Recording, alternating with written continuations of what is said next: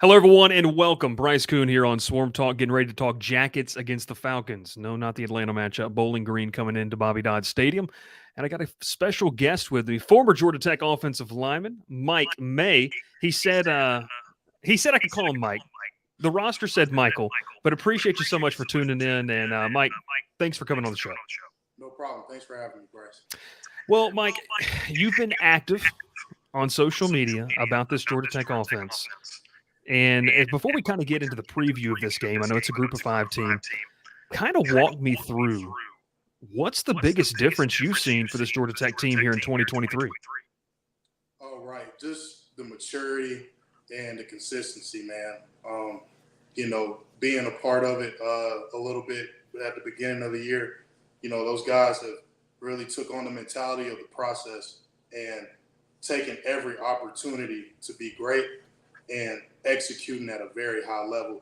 And one thing I've really liked over the past few games is that offense really taking on the big moments. I love seeing them executing against Wake Forest and putting a hurting on them and taking advantage of the big moments that will really get you over the hump to get to that W. And it's been beautiful, man. And got to shout out that offensive line too. Been seeing a lot of coaches around the ACC talking about how physical we've been and how good the offensive line has been. So, just seeing them putting in that work and, all of that coming to fruition within the season has been very proud to see. So, I know you've got a lot of guys in that locker room too that you're probably still close with. What's it just been like to watch from afar and see the success, especially up front on that offensive line? man, it's been great, man. And, that's just something we always pride ourselves on is, how we play and executing at a high level and, really taking things in stride. And, over the past few years, just kind of sticking to that process and continuing to improve and improve. And we might not get the results that we wanted, but we always, to look at our mission like, hey, we got to get our D blocks right, get our 60 pro right, like get all of that stuff right. So, we can put on a good product and try to get that W. And so, it's just good. Just being a part of how we approach the process and finally seeing that thing turn into W's, it's been awesome. Getting to turn it into W's, and I asked you before, man, you got there in 2018, the last year of Paul Johnson. You were kind of recruited under the triple option, and that it's something that I've wondered. It's something the fans have wondered. How hard really was that transition for an offensive lineman and for that offense, kind of being a part of that? Right. I mean, man, it was hard, man. Just, and me specifically, like, and a lot of other guys too, but the mental part of it was crazy because, in the triple option, you got your own world, your own terminology, language, the way you approach the game, 60-40 stance, alignment, and, really just firing off 95% of the time. And then, going to that new spread pro offense where, it's a mixture and you got to change your stance and, change the way you look at your defender and, change the way you look at the defenders within your assignments and, just the whole landscape of it all mentally. That was a big challenge. But, I mean, physically, I just kind of looked at it as, a different way to attack my opponent and make him feel pain. So, it was really cool at the same time just because, you see guys around college do that, but the biggest thing was you see the pros do what we were doing. And so that made the whole process more enticing because it's like what I'm doing is what that 28-year-old who making $50 million doing. So, doggone it, if I'm able to get it right, then maybe I could get me $50 million one day. So, but yeah, it was a hard process. But man, when you start to get things together, it was really fun. And once we got things rolling to where we're able to feed off of each other's communication and know our assignments and really understand the game and really when it became second nature, man, it was a beautiful thing. And it took a lot of work to get there. And, a lot of long nights in the film room. And, it came to fruition. So it's just amazing just to look back on that transition and, kind of have those building blocks for what you guys are seeing now. I'm very proud to see and I'm very proud to have been a part of building those blocks. You see Brent Key get this head coaching job. Talk to me about your feeling when he was named head coach. It's a guy that obviously coached you early on in your tenure, but he gets the head coaching job. The way this team has responded to him, even dating back to the interim role, how much does that kind of stuff matter when it comes to a coaching decision and players just loving to play for the guy that leads them? Right. Coach Key is well respected throughout the whole organization, man. He's a great dude, great guy. And, just his approach to the game, just his grind and his knowledge of the game, I knew we were going to be successful. And with him coming from a successful program like the place he was at before, I was very excited just to see how he would implement maybe some of those things into our program. Just kind of seeing that mentality being at the helm of Georgia Tech, it was very exciting. And, as in line coaches, they're always about business.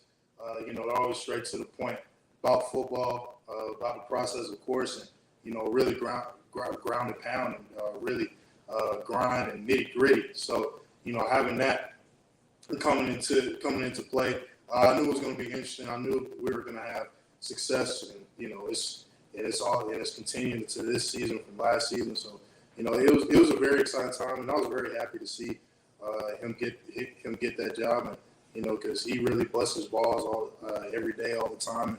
It was really cool to see him get that step up. And obviously, too, the fans like it because of how passionate he is about Georgia Tech as a program, being that Georgia Tech guy, the Tech man mantra as well. Well, we talked a little bit about this season. Let's kind of dive into this game. And, I know you mentioned you like to watch the games a little bit more on TV. So let's talk about this offense, Mike, as we get that first banner up there. The offense has been electric. Haynes King has kind of found something that has been really, really nice to see. When you look at this, Mike, the consistency, I think for me, that's one of the biggest things I want to see against a team that on paper you should beat, but you want to keep that same intensity. What goes into that for an offensive mindset? Well, as I said before, it's just another opportunity to execute at a high level.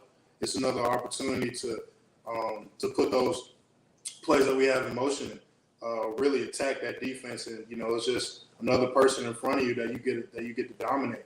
And I think going into this game, they're not taking these guys lightly. Group of five ball has been pretty good over the past few years, especially since the transfer portal has exploded. So I know they're not taking it lightly, and I know they're taking this as an opportunity to really show how well we've improved throughout the season, and really take this opportunity to show, hey, we're going to execute at a high level. We're going to put up a lot of points, and we're going to have fun doing it while enjoying the process. So it's going in to keeping that intensity, man. That's just what you got to keep in mind, and just you got to love dominating your opponent, man, while keeping your technique and keeping your assignment. I think that's what they'll do, and I know that's what they'll do. They'll go ahead and get it done and stay consistent, and really try to maximize every opportunity that they'll have. So I know they can do it. Yeah, and you mentioned too, I mean, when you look at this team, it's about time, like for us to have some fun Saturdays in Bobby Dodd, make that a consistent thing offensively as well. What has been the thing that you think is unlocked as you've watched these games, especially that offensive line play? I know we had a comment earlier that talked about it and said, look, this offense played well, and they've done a great job. Especially Key talked about it in his press conference this week, the pass pro. They've been better in that. What have you picked up on from those guys, and those five that are kind of starting right there? It's being synchronous, man. Those guys have played together for a couple years now, and and they're getting older too. You gotta remember these guys are really kind of young. The left side's young. Got an OG at the right spot, and then a little young at tackle, but he's played a lot of football. So the Sims played a lot of football too. So the culmination of all that, just getting that experience, getting that jelly together, and really coming together, that camaraderie, and really growing in the game and growing in what you know and how to do it and how to execute it. Fans are just seeing that come to fruition, and that's really how they've come to put out what we've all been seeing. Is just that growth throughout the years, and really just improving their craft and being efficient about it and being intentional about it.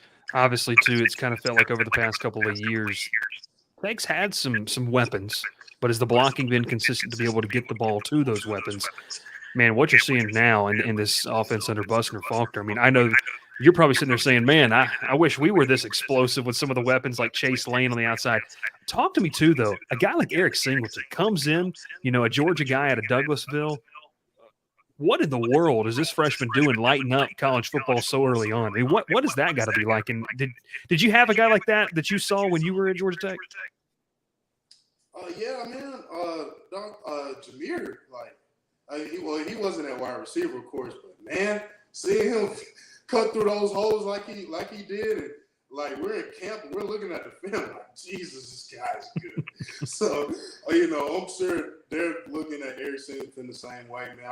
I didn't get a chance to meet the kid, but I'm so glad he's lining things up, and he's becoming a force and a weapon for this offense. And I'll tell you what, during the spring, the wide receiver core was looking really, really good, looking like they were coming together throughout both 1s and 2s. So, we got guys all around, man. Chase Lane was a big one too. Boy, Avery, all them boys, man. Like, it's really fun to see that they're executing, they're getting opportunities, and everything's coming together because that wide receiver group is a big group, and they're going to be a big part of keeping this offense consistent and putting points up on the board. Ralph, we move it along now to the defensive side of the football. Look, you had to go up against some guys along this defensive line, guys like Sylvain. Obviously, you hate to see what happened with him and that injury. Kyle Kennard, though, let's talk about this man. Feels like he's been in the program for 10 years. I mean, Mike, he finally, though, has a nice big breakout game up there at Wake Forest. Talk about just his work ethic and what he's been able to do. And is it a surprise that he had that type of game to you? No, it wasn't. Kyle, he's matured throughout his time. And, he's really about the process, really about the grind. And, it was really fun to see him have that breakout game, man. He's got a heck of a long arm, strong kid. And, just seeing him in the weight room, I'm like, golly, this guy's grinding, guy's getting stronger. So, bringing that onto the field, it was only a matter of time. And, going up against all those guys, Big Sylvain, man, I hate the knee injury happened. But, man, when he gets back, it's going to be tough. And, I think probably Kyle's going to be back too. So, them together, that duo together is going to be pretty nasty with him finally getting that thing together. And Sylvain, he's already on a mission to ball. So, just bringing that, it's going to be serious. But yeah, also in the interior, a guy like Zeke Biggers, he slimmed down, which is kind of scary to think about. He looks more athletic a little bit this season. Maybe lost a little bit of that baby fat that he brought into Atlanta. You got other guys, though, as well. I mean, they've got a nice crop of interior defensive linemen. Look, they had to replace Keon White. And Keon is having a great season so far in New England. He's doing a really good job. And that's what I try to tell fans, like, it's not going to be that easy early on. But what's been your assessment of this front seven, the linebackers included, losing guys like Pace Ely, Charlie Thomas? How had you kind of grade the performance for the first 4 weeks of what this front seven's been able to do? I think they've done pretty well, man. And, I think that Coach Stack did a great job of mixing up that front seven, especially in the interior, because, we got guys all around in there, man. Like you mentioned, Big Zeke, Douse, Caius, Horace, all those guys, big, strong guys, and really athletic guys. Zeke flies to the ball, man, for how big he is. And it was fun going against them boys, and, seeing them grow was awesome. So they'll be good as long as they stay consistent, stay to the process, just continue to just want to really dominate their opponent. And, they got the size and the strength to do it. But now it's just having that FU mentality and saying, I'm going to make your life a living hell every play. We're able to get that. And shoot, it's going to be pretty scary for the ACC. One thing that stood out to me, and I talked about this last Thursday as I was previewing the Wake Forest game, Tech had not been penalized a lot. Tops in the country, one of the tops in the country, which is fantastic. Now, Mike, they opened it up, and they got creative defensively. They played with that competitive edge. In your career, and when you've seen out of Brent Key and the aggression, where's the line? Where's the line of where you say we play with this competitive edge and this aggressiveness, but then we can't play sloppy? I don't think they'll have as many penalties, hopefully, going forward in the season that they did against Wake Forest, but it kind of feels like they need to find that balance to be aggressive but play within themselves. 2 words: control aggression. I mean, and if any of my old teammates watching, they're like, I know he's not talking about controlled aggression, but that's the key.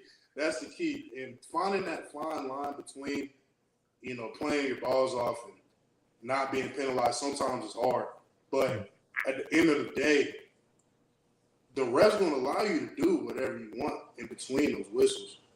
And as long as you make sure that you're on your assignment, you got your technique, then those penalties going to slow down. If we're able to just get those emotions out. And, man, Charlie Thomas said this all the time last year. Don't be too high, don't be too low. And that's one of the best statements to live by when you're playing the game of football. And it's very hard to do. But, if you don't get too high and don't get too low and just stay in that middle area, that's when you see those penalties go down and that production go up. Because people worried about, okay, I'm going to first do my assignment, do my technique, then dominate the heck out of my opponent in between the whistles. And, it's when that technique or that assignment might get a little hairy. It's when you see a penalty here and there. But, of course, it's going to get deducted when you keep those things in mind. You're able to stay at that level play. Yeah. This defense, I think to the surprise of a lot of people, Mike struggled on the back end early in the season, maybe not consistent. Do you see the potential for this to be a middle of the pack, top tier ACC defense? And what do they have to do to kind of correct to be great at all three levels? At the line, at the linebacker position, and in the secondary. Right. Well, first, I do believe that this defense will be a great defense within the ACC. I mean, shoot, they've shown we've shown flashes of it throughout the years, man. There's been games where defense plays lights out, man. Have really put the team on their backs. And, sometimes the results may not have been what we wanted, but, defense has shown that they can be a top defense game in and game out. Now, what is it going to take for us to be great at all three levels, like you mentioned? Sorry to be a broken record, but it's what I know. Sticking to that process, sticking to that assignment, sticking to that technique. Because at the end of the day, there's always a reason why bad things happen. And, it comes down to the science, and, that's a whole nother conversation for another day. But, as long as we're able to execute at a high level and, like we mentioned before, kind of keeping that level line, and I think that's a thing that we struggle with sometimes. If we get early success or, get late success or, just making those big plays and kind of stretching that emotion out a little longer than we need to, we're able to kind of calm that down as well, then I think we'll be all right. But I'll tell you what, one thing about those linebackers, sorry to get on a tangent, man. No, go, brother. You're the expert. Well, one thing about the linebacker group, I definitely want to give a shout out to them because I feel like that's a really good group and a really deep group as well. Real physical group, real fast group. Man, we had to replace Big Ace and Charlie, man, because, dog, that was a good duo, good dynamic duo that we had last year. My goodness, from a play standpoint and a leadership standpoint, guys, A1. But Trent, who was there last year, he's been taking strides and, has really balled out. Saw him make some great plays in the Louisville game. And then, of course, guys that we got out of the portal from the spring, real physical guys, fast guys, and I really feel like that whole group can really bring a step up on the defense, man, because, I feel like the D-line is kind of finding their identity with how physical and fast they are. We're able to get those linebackers in the right place, get them flying around. I really feel like that take that defense to the next step that we wanted to go to. So, but, just had to give a shout out to them, man, just going against them and just seeing the growth that they've had and, kind of seeing that come to fruition a little bit throughout this season. It's been amazing to see. Yeah, I think something too. I talked about this on Monday about the linebackers. Look, it was probably a little wishful thinking to think whoever stepped in was going to just pick up right where Ace and Charlie left off. Those are guys that played a lot of football, like you mentioned, great playmakers. But a guy like Trinius Tatum, the talent's there. It's just getting those opportunities, those consistent reps. So I'm excited to see what this defense can do, and it's a chance this weekend to kind of once again dominate on both sides of the football. Real quick, Ralph, before we kind of get to our final thoughts and predictions, let's read some of the comments from some of the folks in here. Want to see. We'll pray that they're not bad. GT Bowhunter over here. The O line has been cooking this year. The best line I've seen since 2014. No, they've been very physical and aggressive, and I like that about this group a lot. Let's roll with the next one here. We can just keep kind of cycling through this. We got some dogs up front from our guy Montega, big Tech fan out there in Oklahoma. Dr. Bob's in the chat, Matt in the chat. Appreciate y'all tuning in. Tobias, GT has the ability to make a bowl and beyond, especially if people don't take us seriously. We will surprise people. Mike, I wanted to get this question because you're still in the Atlanta area. There is a stigma, and I've said this. Look, it's not me being overly negative. It's just that I think that Tech hasn't played up to the Tech standard. That people have kind of just, when you talk about the big college football landscape, they've kind of fallen down in the pecking order. I mean, I don't think that's, too much to say. It just kind of happened when you talk about conference realignment and all these different things. Yeah.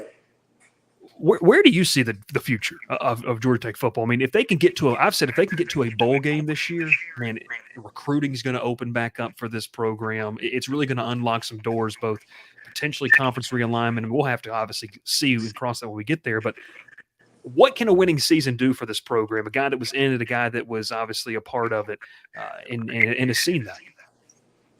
Man, it's going to open up like crazy. You guys don't even know what's going on. Like, it's bright. It's bright. It's bright. You got to remember who's on that staff now.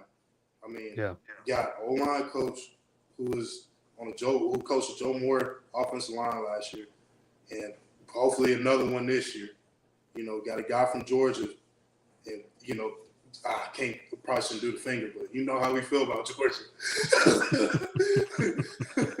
But I mean, you got a guy coming from that caliber of a program. Kids see that. Yeah. Kids watch TV, they see that. And then, I feel like Coach Stat, guys want to play for Coach Stat, man. I mean, and he's a guy who will put you in different spots. That creativity that we talked about earlier. I mean, that's his whole identity, man.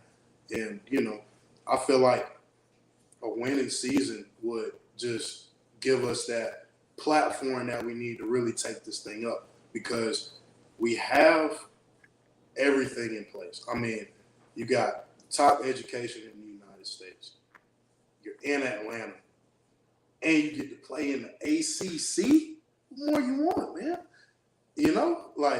And the kids coming out of Georgia in high school, man, that Georgia high school town, I hate to say this as a Bama guy. I hate it, but man, they're good. And so, if we can just get guys from the backyard, get some dogs, get some mutants in the program, I really feel like a few mutants at each position, it'll be crazy, man. But, we just got to keep rolling, keep winning. Then that's when everything gonna come together. Yeah, no, I agree with you. I've told people, look, I understand the limitations. Like, I get it. It's an academically heavy school. It's not for everybody. Like, I understand that, but there's a type of player that can be really, really successful at Georgia Tech and can make this a successful team. And like you mentioned, man, it's one of those things for me when you look at this, like, if you can, my preseason prediction, I truthfully, and a lot of Tech fans that don't love the show that we do, they call me a pessimist. I like to think of myself a little more as a realist. I sat between that 5 and 7 win range, truthfully, because I didn't know what Haynes King was going to look like a quarterback. I don't think anyone really knew, what that was going to look like. Now, as we get into this, man, I'm really starting to feel, and maybe we'll say drink the Kool-Aid a little bit when we talk about, getting to a bowl game. So I do believe that you have a chance to get to a bowl game and set yourself up for, hey, this is just year one. And you talked about this staff. A lot of guys that have coached, we don't have to say where, championship level football. And kids want to play for that. And when you bring that into your program, it can do obviously some wonders as well. So, Ralph, let's get to a couple of his comments, because I know we had one that was a question for Mike over there from Dr. Bob. Question for Mike: what does it mean for you as an alum to see a fellow alum coaching the team? Has there been a greater connection with former players than previously? So, Mike, I'll hand it off to you. Yeah, no doubt. For the first part of that question, it's very inspiring, man. Seeing the guy who's been there and, coaching at a high level, coaching Power 5 ball, not only Power 5 ball, but the school that he went to, it was very inspiring. And, throughout my time there, I'm like, man, maybe one day, if God were to lead me that way, that'd be awesome. And, it just gives you a lot of hope and gives you a vision. Like, you could really do anything if you come from here. And, you could really, we'll take you to places that you never would have imagined. And, for that second part of the question, I think so.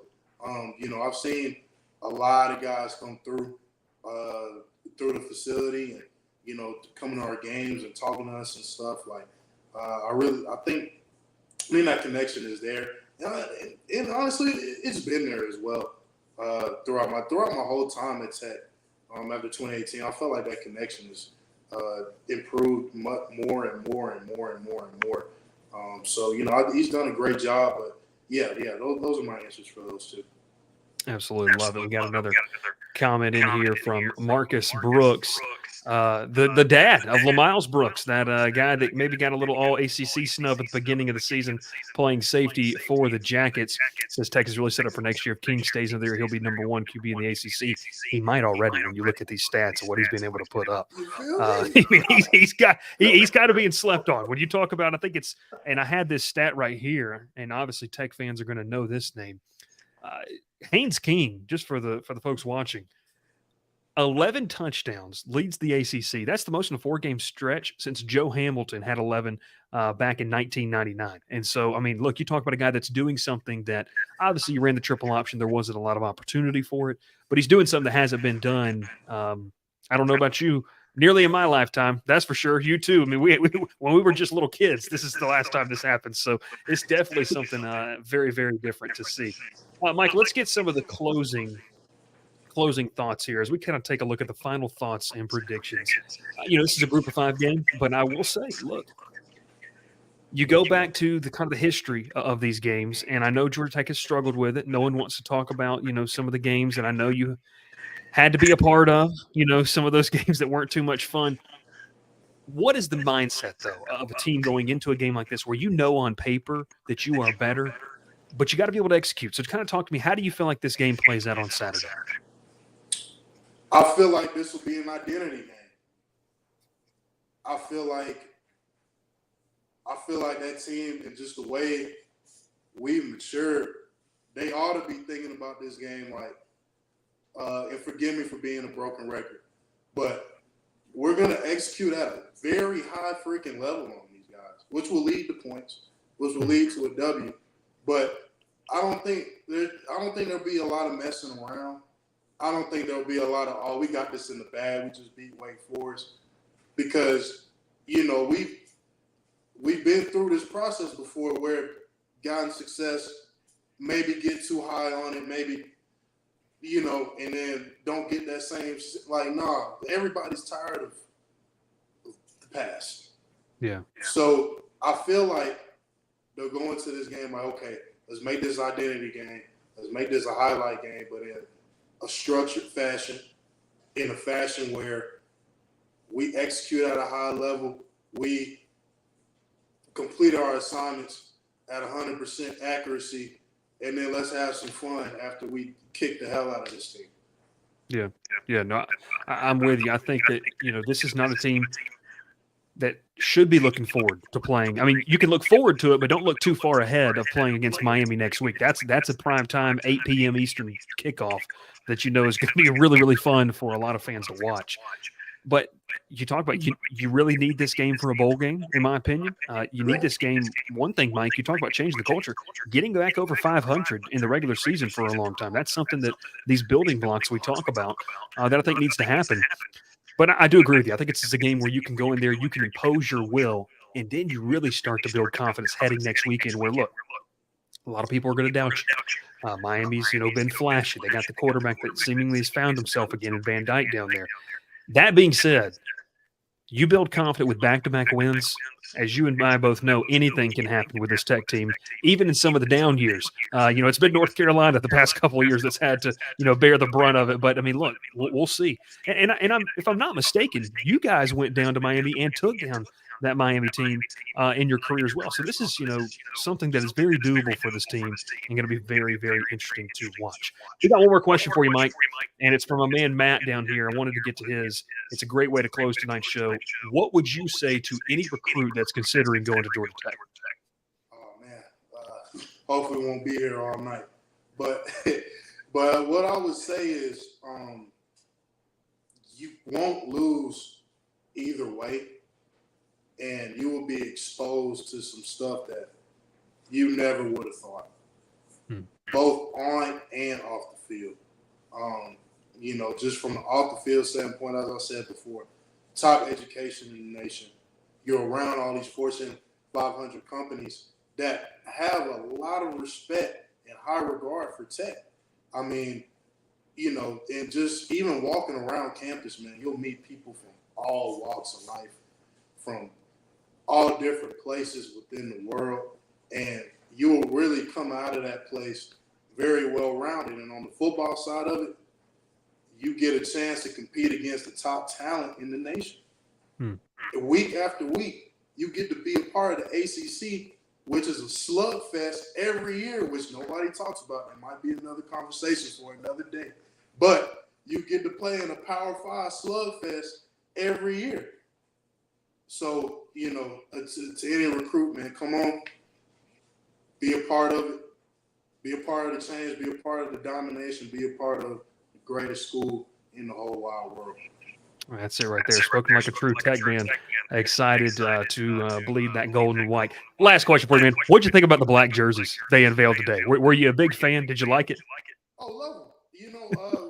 We was in black jerseys. When Notre Dame came here?